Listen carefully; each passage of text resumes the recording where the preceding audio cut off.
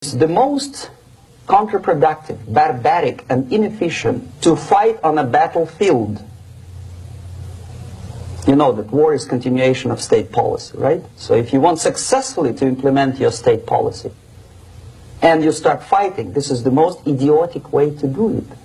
The highest art of warfare is not to fight at all, but to subvert anything of value in the country of your enemy, until such time that the perception of reality of your enemy is screwed up to such an extent that he does not perceive you as an enemy, and that your system, your civilization, and your ambitions look to your enemy as an alternative, if not desirable, then at least feasible.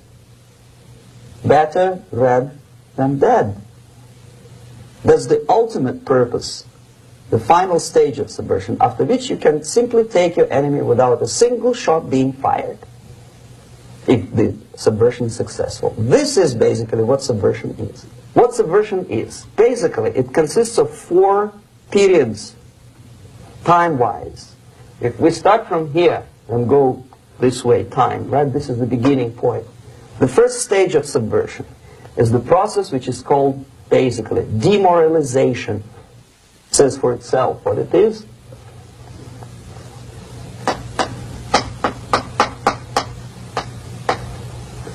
It takes from,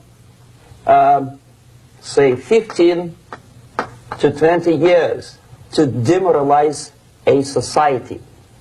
Why 15 or 20 years?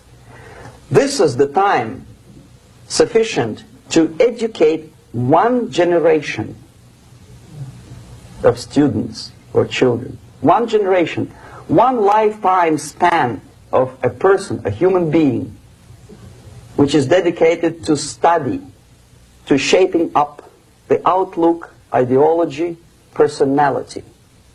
No more, no less. Usually it takes from 15 to 20 years. What it includes? It includes influencing, or by various methods, infiltration, propaganda methods, direct contacts, doesn't really matter. I will describe them later. Of various areas where public opinion is formulated or shaped. Religion, educational system, social life, administration, law enforcement system, military, of course, and labor and employer relations, economy. Okay? 5 areas. I will not write them down because we will not have enough space. Sometimes when I describe all the methods, students ask me question, are you sure this is the result of the Soviet influence? Not necessarily. You see, the tactic of subversion, about which I'm talking, is similar to the martial art, the Japanese martial art. If some of you are familiar with that tactic, probably you will remember that if an enemy is bigger and heavier than yourself, it would be very painful to resist his direct strike. If a heavier person wants to strike me in the face, it would be very naive and counterproductive to stop his blow. The Chinese and Japanese judo art tells us what to do. First to avoid the strike, then to grab the fist and continue his movement in the direction where it was before, right? Until the enemy crashes in the wall.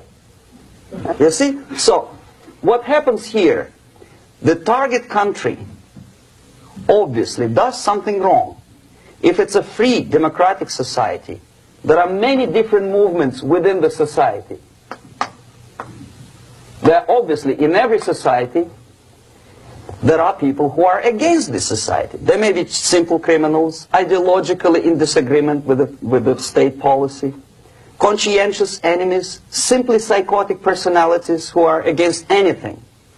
Right? And finally, there are a small group of agents of a foreign nation, bought, subverted, recruited. Right? The moment all these movements will be directed in one direction, right? This is the time to catch that movement and to continue it until the movement forces the whole society into collapse, into crisis, right? So that's exactly the martial art tactic. We don't stop an enemy. We let him go. We help him to go in the direction we want them to go. Okay? So, on the stage of demoralization, obviously there are tendencies in each society, in each country, which are going to opposite direction from the basic moral values and principles. To take advantage of these movements, to capitalize on them, is the main purpose of the originator of subversion. So we have religion, we have education, we have social life, we have power structure, we have labor relations, unions, and finally we have law and order. 1, 2, 3, 4, 5, 6. Okay? These are the areas of application of subversion. What it means exactly?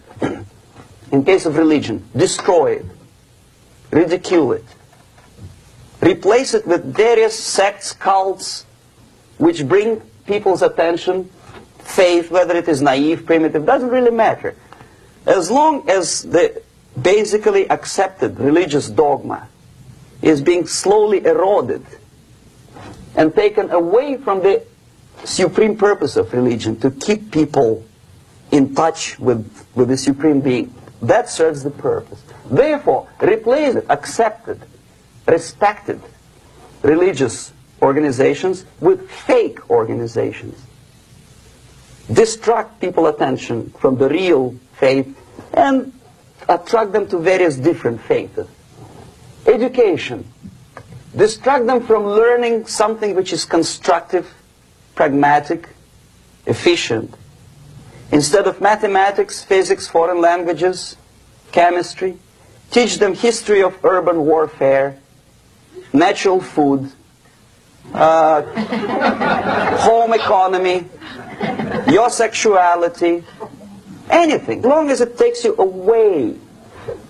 Okay? Social life. Replace traditionally established institutions and organizations with fake organizations.